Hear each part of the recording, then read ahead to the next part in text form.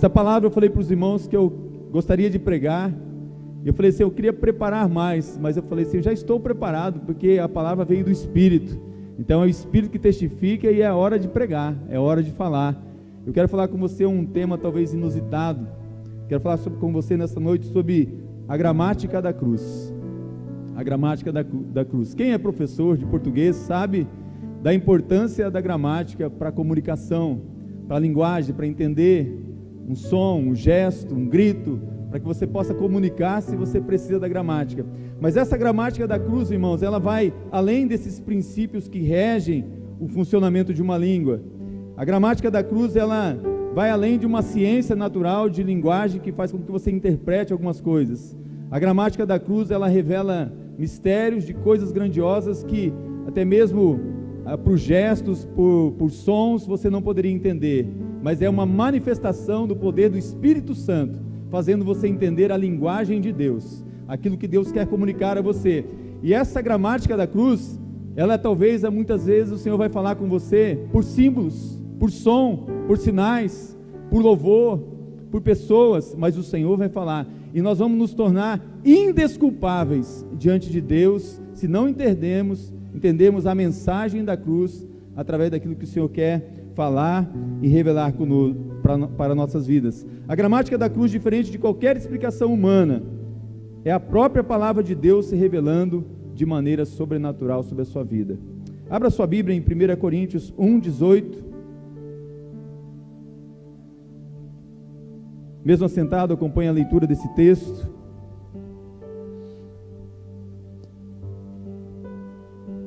A linguagem da cruz é loucura para os que se perdem, mas para nós é uma força divina. Talvez a sua tradução possa dizer, a palavra da cruz é loucura.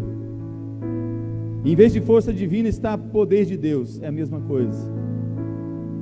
Quando eu estava meditando e preparando essa palavra, Deus começou a comunicar tanta coisa no meu coração, e eu comecei a entender essa gramática da cruz, essa revelação daquilo que Deus quer traduzir para nós em verdades, em princípios, em coisas que vão transformar a nossa vida. Eu comecei a pensar, a linguagem da cruz, na realidade, é a própria palavra na cruz. A linguagem da cruz é o próprio Senhor Jesus na cruz, é o verbo na cruz, é o Senhor na cruz comunicando com a gente o seu amor. Essa gramática, esse som, essas expressões estão todas na palavra, e a palavra é Jesus. A linguagem é Jesus, o verbo é Jesus, e ao mesmo tempo isso é loucura para nós, mas para nós entendemos que essa loucura, na realidade é o poder de Deus manifestado na palavra, em Jesus. Afirma-se muito que a Bíblia apresenta vários modelos do sacrifício de Jesus, objetivando a reconciliação do homem com Deus. Na verdade, podemos considerar diferentes linguagens ou gramáticas expressas ali na cruz.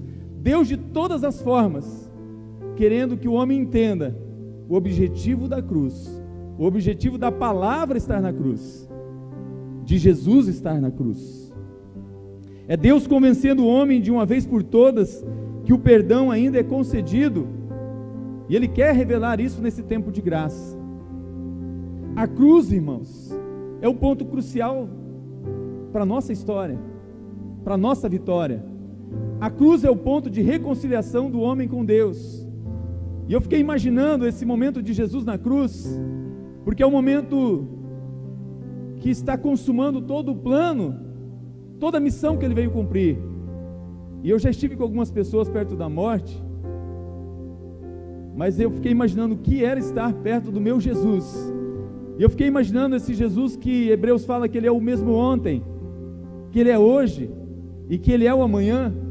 Talvez o que passou na mente dele, irmã Medina, talvez nessa hora Jesus podendo voltar lá para o Jardim do Éden, e talvez como um filme, ele podendo relembrar ali na cruz rapidamente, como essa palavra começou a ser revelada para o homem. Talvez ele começou a adentrar nesse universo do pensamento, falando assim, olha, como eu me manifestei na história, como eu me manifestei para Noé, como depois eu me manifestei para Abraão, para Isaac, para Jacó, para aquela mulher chamada Raabe, aquele simples cordão vermelho na sua casa. E Jesus falou assim: de quantas maneiras, de quantos jeitos eu me revelei. Essa palavra foi se manifestando no deserto, quando a água estava envenenada, amarga, ele dizendo: olha, eu sou o Jeová Rafa, o Deus que sara. Momento de batalha em que os braços queriam desfalecer, ele falou assim: olha, eu sou o Jeová Nessi, eu sou a tua bandeira em todo o tempo.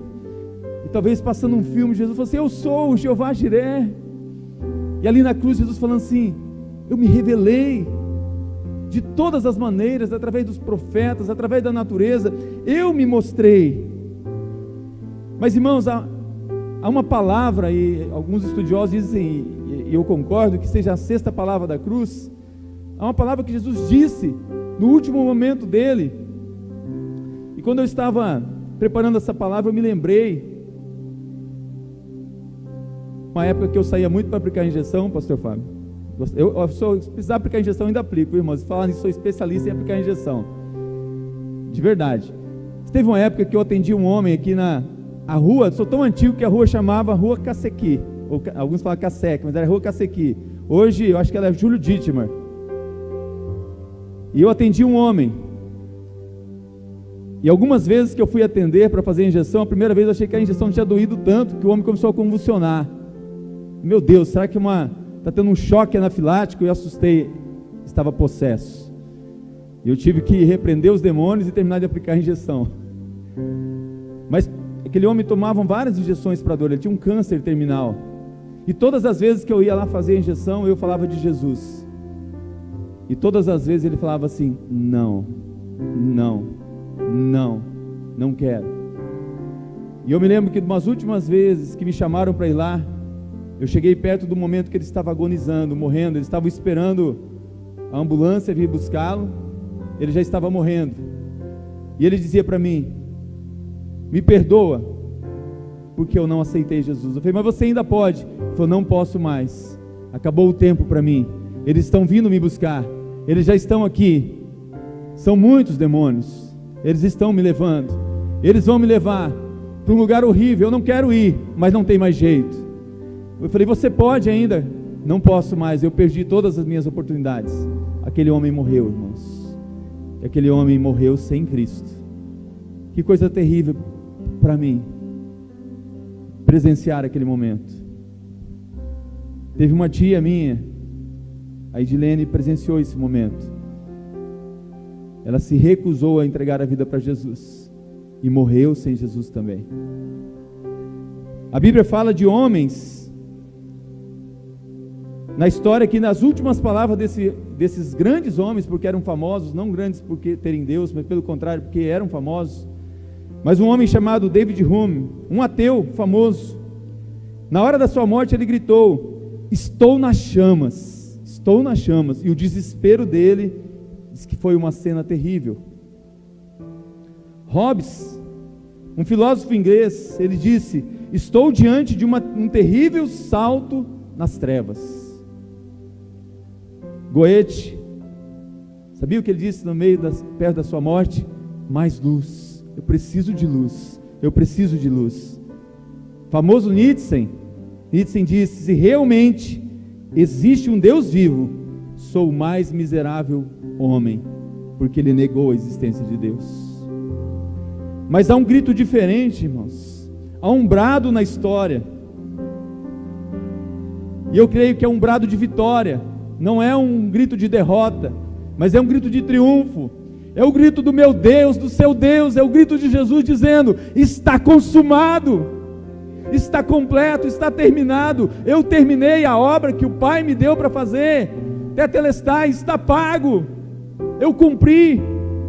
João 19:30, você pode conferir, quando pois Jesus tomou o vinagre, disse: está consumado, e inclinando a cabeça, rendeu o Espírito. Irmãos, essa palavra está consumado, é o grito triunfante de vitória do Filho de Deus. Não é o fim, irmãos. Talvez para muitas pessoas, quando chega a hora da morte, é o seu fim. Mas para este homem, irmãos, talvez Aos 33 anos, a maioria das pessoas costuma afirmar: é o começo. Agora que eu vou começar a realizar as minhas coisas. Agora que eu vou começar a fazer algumas coisas importantes na minha vida. As pessoas acham que agora eu estou maduro para fazer as coisas. Jesus, aos 33 anos, estava dizendo: eu já terminei tudo o que tinha para mim fazer. Eu cumpri a obra do meu Pai. Eu realizei tudo o que foi me dado para fazer. Está tudo acabado. Essa palavra está consumado, irmãos, ela tem o sentido de está consumado, permanece consumado e estará sempre consumado. Ninguém pode mudar. O que Jesus fez é perfeito. Ninguém pode tirar. Essa palavra é uma palavra muito conhecida, irmãos. Tem uma canção que eu pedi para poucas horas atrás, pedi para a equipe, eles são feras, são bênção, porque essa canção que nós vamos cantar hoje ainda, ela diz assim, esse grito que foi dado, está consumado. Essa canção diz assim: lá na cruz, meu passado, minhas dores e aflições, lá na cruz, minha vitória, nova vida, nova história, sangue derramado, preço que foi pago por amor a mim. Poderes ou palavras, nada se compara ao grito que foi dado: está consumado. Filho de Davi, preciso de um milagre. Você que está aqui esta noite, que não tem Jesus como Senhor e Salvador, você precisa de um milagre. E esse milagre eu não posso fazer por você. Esse milagre é a ação do Espírito Santo. O Senhor quer te salvar nessa noite. Tem misericórdia de mim. Quebra as correntes. Tem pessoas presas à corrente. O Senhor quer te libertar nessa noite. Correntes de demônios Ele pode quebrar. Toda obra maligna, todo encantamento, mal algum, o Senhor pode destruir todas as obras das trevas para te transportar para o reino de luz dEle. Cura minhas feridas. Quantas pessoas estão enfermas aqui nessa noite? O Senhor quer te curar. Mágoas, ressentimento, raiz de amargura. Pessoas te feriram, pessoas te fizeram mal, pessoas te enganaram, pessoas falaram de você, fizeram coisas contra você. O Senhor quer curar suas feridas. Talvez enfermidades simples, que eu falo que é simples, porque para Deus não faz diferença. Uma gripe, de uma diabetes, de um câncer, para Deus é simples, para nós é complicado. Mas o Senhor pode curar todas as nossas feridas. Sabe por quê, irmãos? Só por causa do grito que foi dado lá na cruz: está consumado. Está consumado. Irmãos, qual é essa gramática da cruz? Eu fiquei pensando sobre isso. Será que a linguagem usada na cruz comunica algo para você? Eu quero que nessa noite você entenda, em primeiro lugar, a linguagem da cruz é a linguagem do campo de guerra, irmãos. Ali na cruz estava sendo travada uma batalha. Sabe o que era a batalha? O Senhor estava dizendo: nenhum destes aqui eu vou entregar. Eles são exército meu, são soldado meu. Eu morro por cada soldado meu. Eu morro pela minha igreja. Você não vai pegar Satanás. Eu vou lutar a guerra. Cristo lutou por nós contra os poderes do pecado, do inferno, de Satanás. Ele derrotou os poderes do mal em nosso lugar, irmãos. É um campo de batalha. É os carros de guerra quebrados. É Satanás com o Senhor com os pés em cima da cabeça dele, dizendo: você foi derrotado. É quando aqueles generais chegavam, irmãos, dizendo: olha, ganhamos a guerra. Jesus estava dizendo assim: está consumado. A batalha foi ganha. Satanás já foi derrotado. Já reconciliei aqueles que o Senhor me deu pelo meu sangue. Mas era uma linguagem também, irmãos, porque talvez você fale assim: não, eu sou muito secular. É a linguagem do comércio. A linguagem do comércio é a linguagem do tem que pagar um preço. Se eu não pagar, não vale. Se não sentir que alguém está pagando algo, não tem por que eu acreditar nisso. Cristo pagou o preço do resgate, o preço da compra, para pagar a nossa dívida. Ele nos liberta da escravidão. No comércio naquela época era normal os servos trabalharem para os seus patrões de graça. Os servos eram escravos. Os servos escravos usavam essa palavra sempre que terminavam um trabalho. O servo também, no comércio, era normal o seu patrão falar assim: olha, faz tal coisa. Ele terminava de varrer um chão, ele fala assim: está consumado, está terminado. Era uma linguagem do comércio que cada um conhecia. Quando realizava uma tarefa, fazia qualquer coisa, o servo sabia. o servo dizia: Tetelestai, está consumado, terminei o trabalho que foi me dado para fazer. Isso significa que o serviço fora feito e que o Senhor fez tudo que o Pai mandou fazer.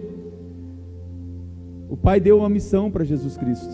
Jesus veio como servo, irmãos, servo sofredor. Consumei a obra que me confiaste. Lucas 22, 27 diz assim: pois no meio de vós eu sou quem serve. A linguagem do comércio para nós, a linguagem deste mundo secular, a linguagem de Mamon, que é o Deus desse século, eu tenho que comprar e depois vender, eu não posso perder. A linguagem de Jesus não, eu pago o preço, depois eu dou. Essa é a linguagem.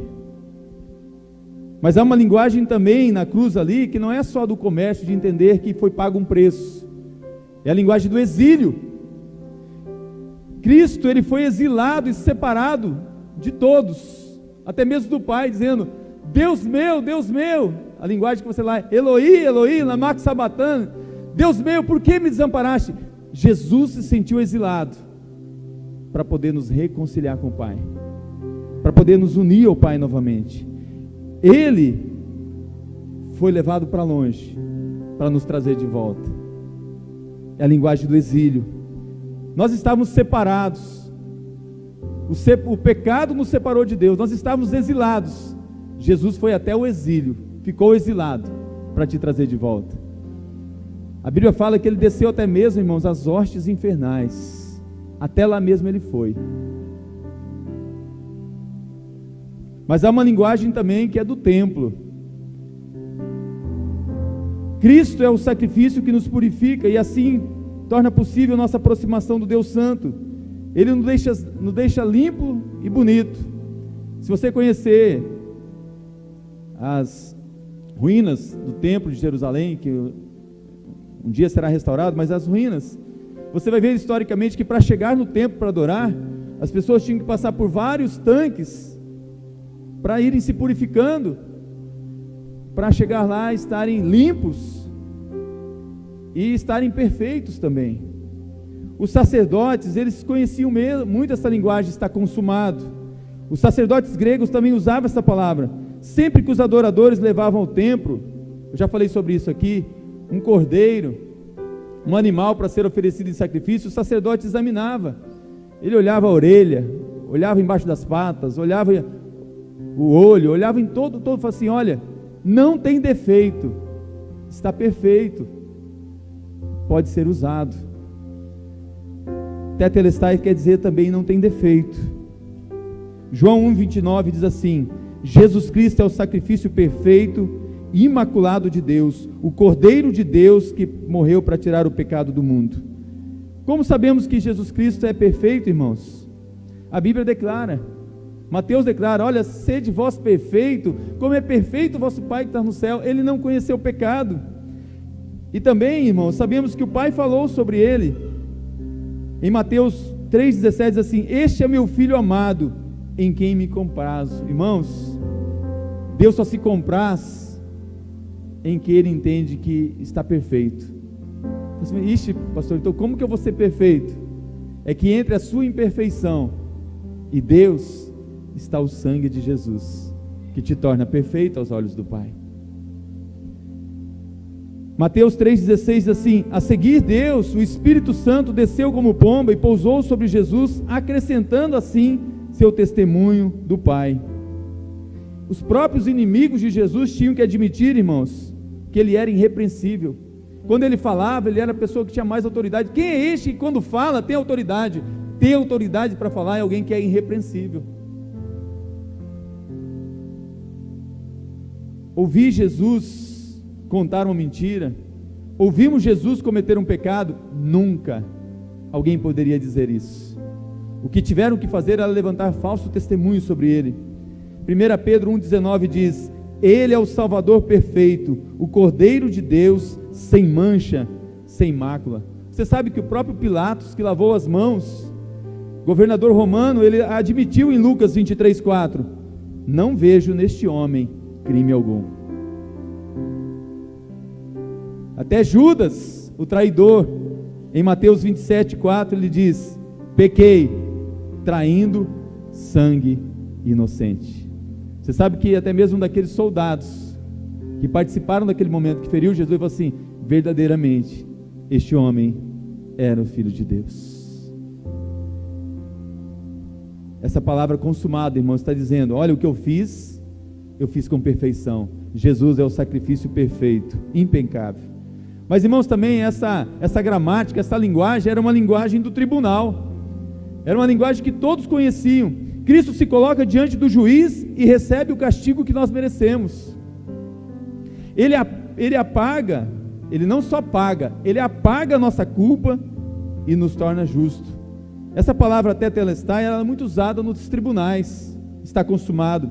Ela era uma palavra grega utilizada pelos juízes para encerrar um julgamento, similar, se tiver advogado aqui, ao atual usado pelos advogados, transitado e julgado. E o sentido dessa palavra era: a causa levada à juíza está resolvida, não cabe mais recurso. É o que você está querendo para algumas pessoas aí, né? Que não caiba mais recursos. A sentença é irrevogável nesse tribunal, não tem como mais procurar outra instância. Irmãos, a linguagem da cruz torna você nessa noite, torna cada um de nós indesculpáveis diante do Senhor, porque a sentença, irmão, determina, você sabe que uma sentença determina ganhadores e perdedores. Tetelestai divide a humanidade em dois polos. Num processo tem dois polos, dois lados. João 1,18 diz: os que creem para a liberdade. A gente lê muito João 3,16, porque Deus amou o mundo de tal maneira que deu o seu Filho unigênito, para que todo aquele que nele crê não pereça, mas tenha a vida eterna. João 17, irmãos, é a revelação do propósito da cruz, porque Deus enviou o seu Filho ao mundo, não para que julgasse o mundo, mas para que o mundo fosse salvo por ele. Mas olha uma coisa, irmãos, que muitas pessoas não sabem: quem crê é absolvido, quem crê recebe a vida eterna. Agora, quem não crê, irmãos, já está condenado, não vai ser condenado, já está. Olha o que diz o versículo 18: quem nele crê não é julgado, o que não crê já está julgado, porquanto não crê no nome do unigênito do Filho de Deus. Os que não creem já estão condenados. Minha oração é que nessa noite você possa crer no nome que é sobre todo nome, no nome de Jesus.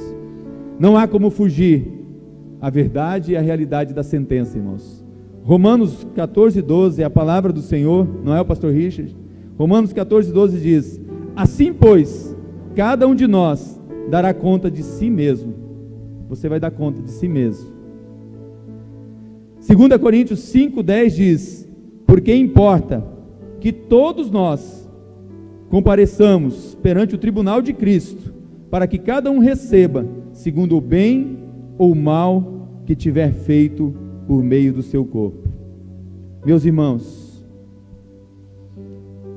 as pessoas se sentem alienadas, perdidas, sem sentido a sua vida.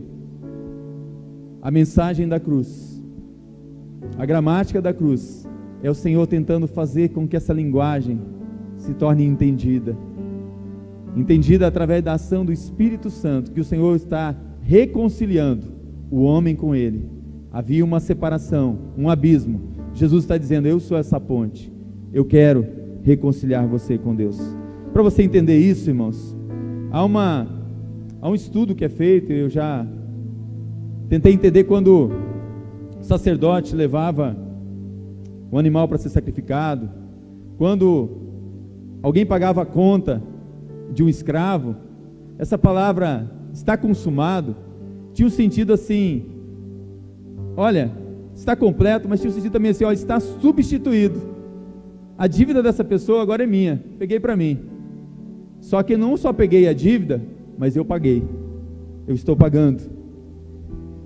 Independente da linguagem usada, a essência da obra reconciliatória de Cristo é sempre Jesus agindo como nosso substituto, tomando o teu lugar. Jesus luta contra os poderes, paga o preço, suporta o exílio, faz o sacrifício, sofre o castigo por você e por mim, sofre o castigo a nosso favor. Em cada gramática, em cada linguagem, Jesus faz por nós o que você e eu não podemos fazer. Ele consuma a salvação. Eu não posso comprar a salvação, eu não posso pagar pela salvação. Portanto, Jesus é o sacrifício substitutivo para a minha vida e para a sua vida. O tema mais reconfortante e atraente da obra reconciliatória de Cristo é essa palavra, irmãos: substituição. Jesus tomando o teu lugar. Este ato de entregar a vida para salvar a outra é um ato que só Jesus poderia fazer. Irmãos, uma coisa que eu li me impressionou, para você entender esse ato substitutivo do Senhor, que Ele toma o teu lugar. Você sabia que esse ato de Deus corre no teu corpo?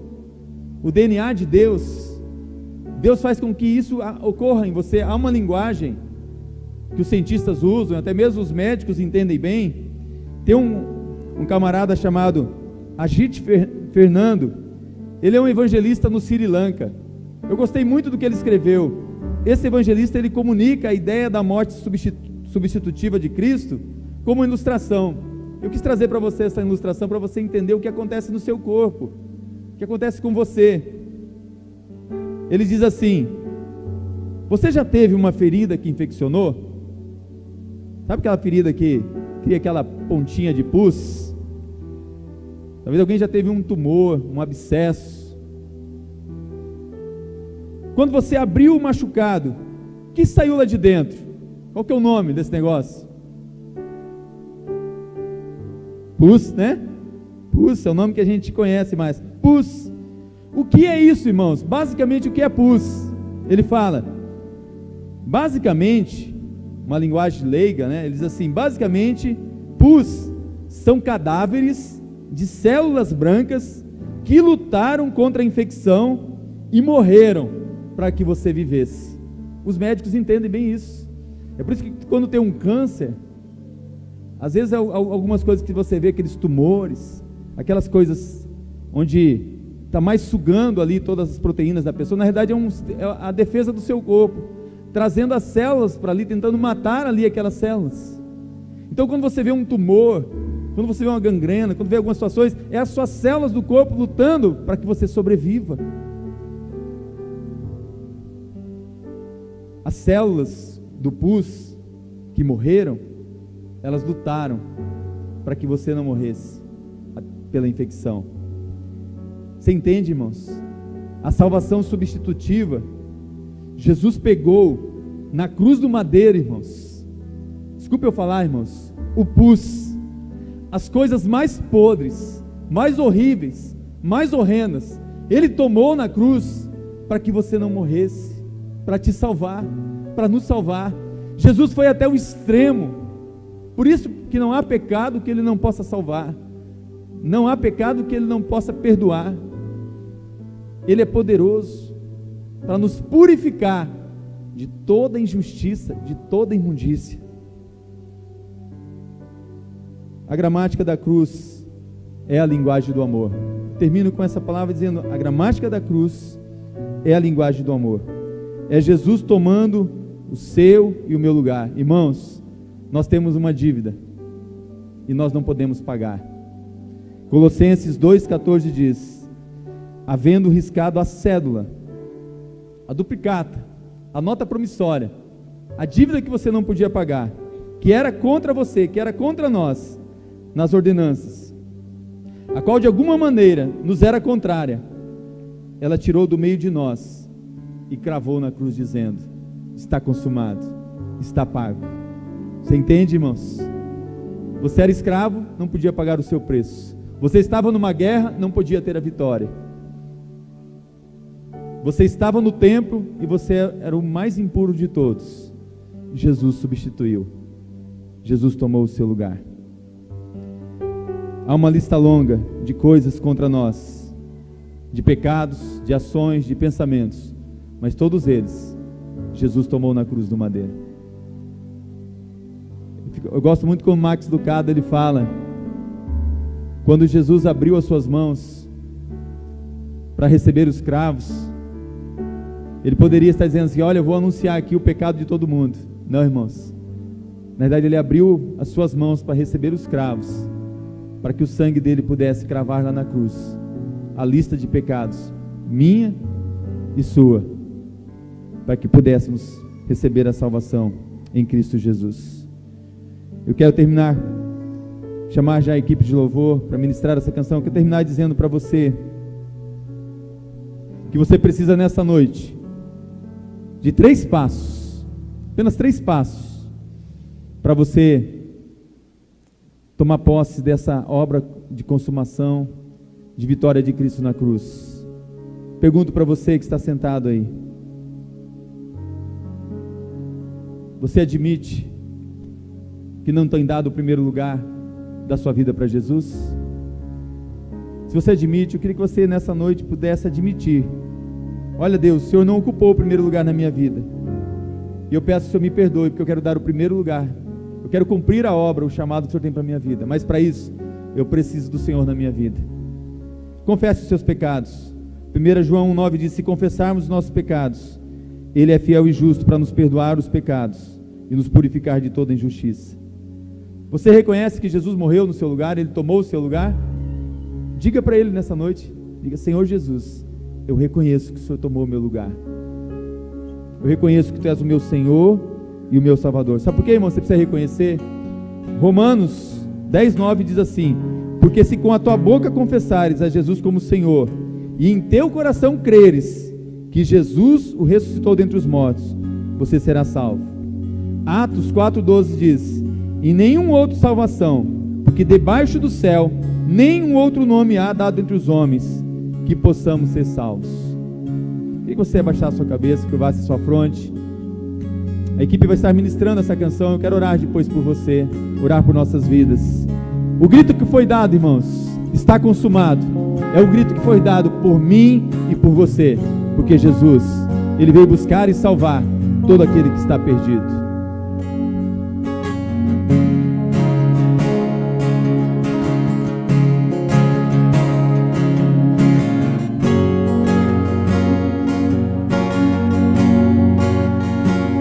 Faça dessa canção a sua oração. Meu passado, minhas dores e aflições, lá na cruz, minha vitória, nova vida, nova história. Sangue derramado, preço que foi pago por amor a mim. Poderes ou palavras, nada se compara Ao grito que foi dado, está consumado. Oh, oh, oh,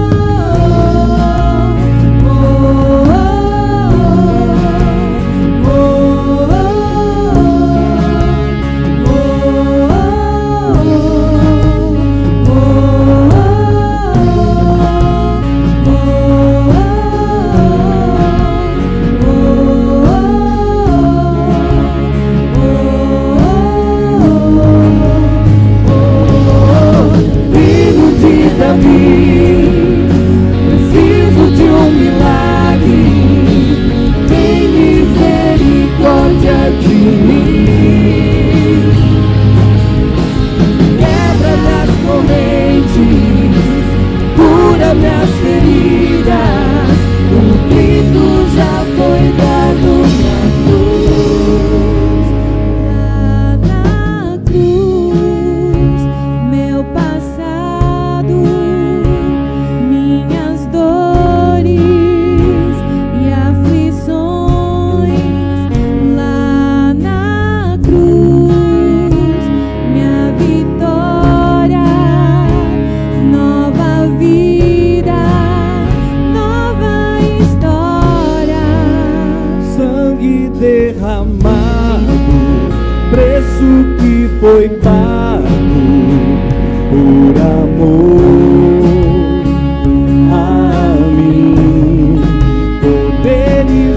palavras, nada se compara ao grito que foi dado, está consumado. Oh, oh, oh, oh, oh,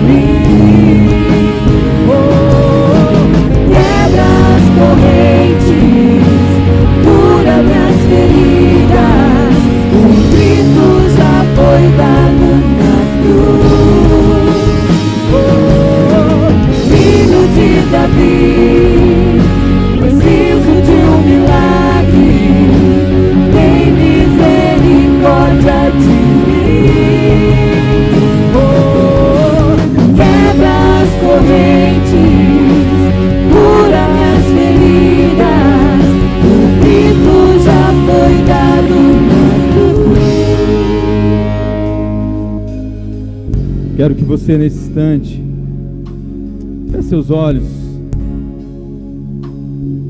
O Espírito Santo de Deus quer fazer um milagre na sua vida nessa noite.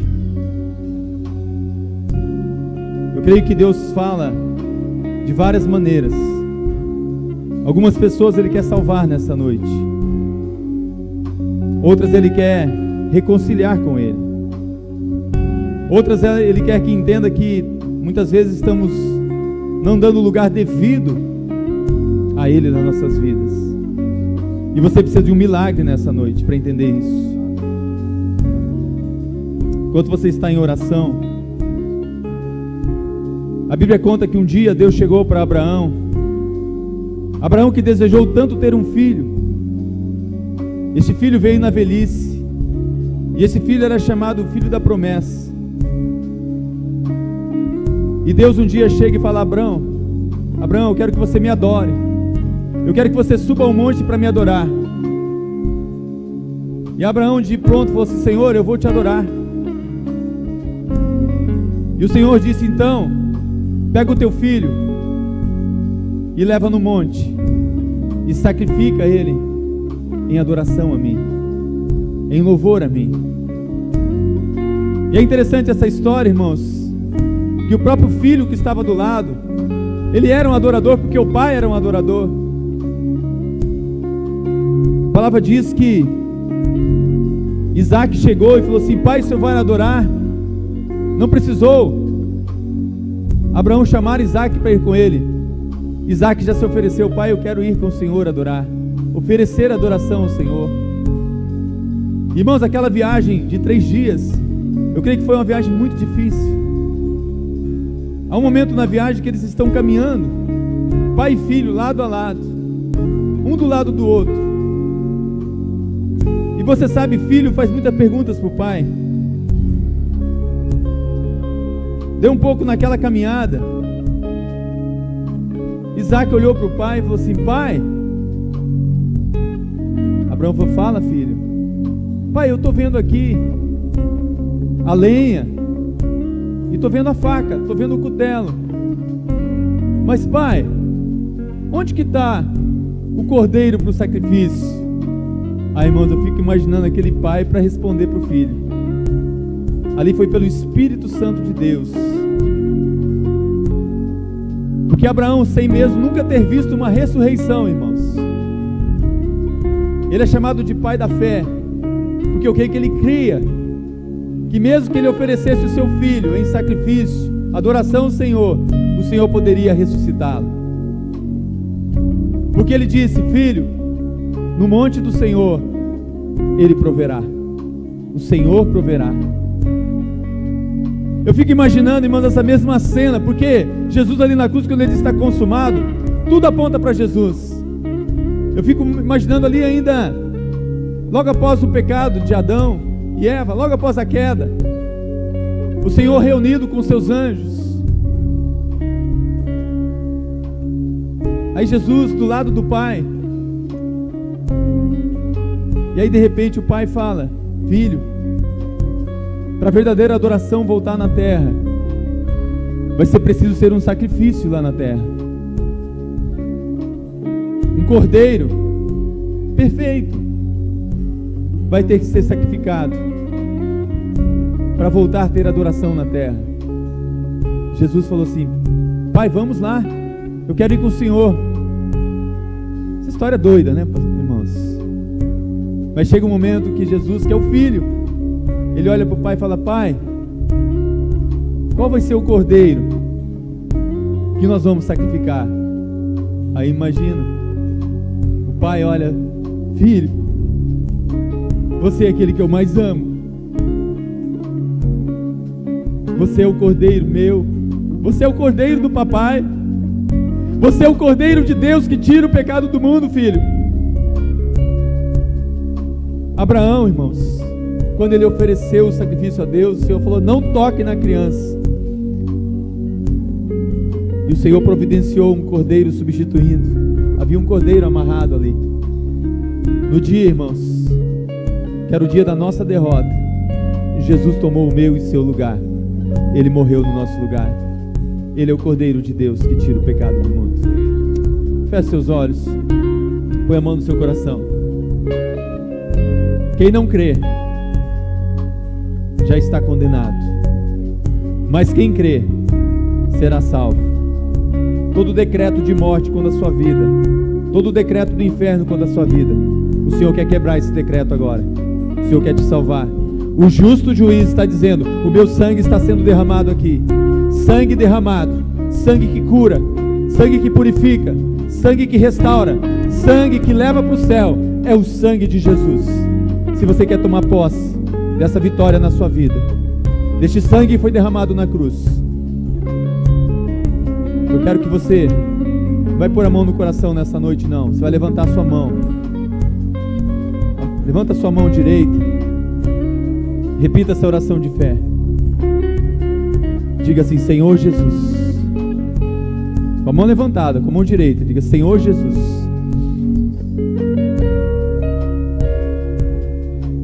eu reconheço que sou um pecador.